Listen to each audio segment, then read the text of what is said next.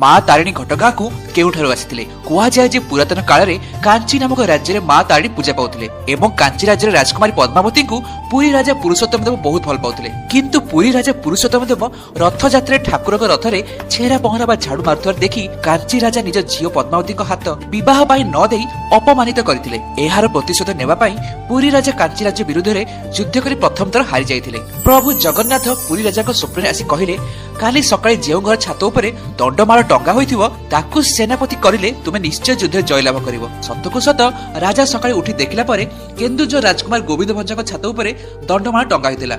ତେଣୁ ପୁରୀ ରାଜା ପୁରୁଷୋତ୍ତମ ଦେବ ଗୋବିନ୍ଦ ଭଞ୍ଜକୁ ନିଜର ସେନାପତି କରି ଦ୍ୱିତୀୟ ଥର କାଞ୍ଚି ଅଭିଯାନ କରିଥିଲେ।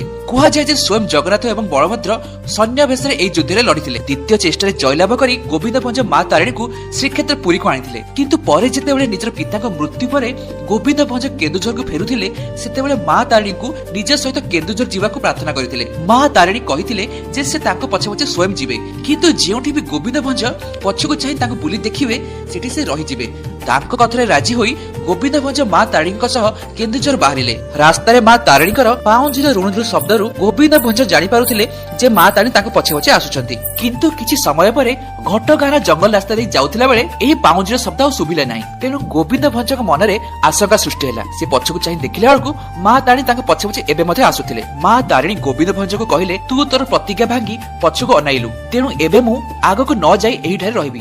ତୁ ଏହି ଘଟଗାଁ ଜଙ୍ଗଲରେ ମୋର ମନ୍ଦିର ନିର୍ମାଣ କରି ପୂଜା କର। ସେବେଠାରୁ ମା ତାରିଣୀ ଘଟଗାଁରେ ଏହି ମନ୍ଦିରରେ ପୂଜା ପାଇ ଆସୁଛନ୍ତି।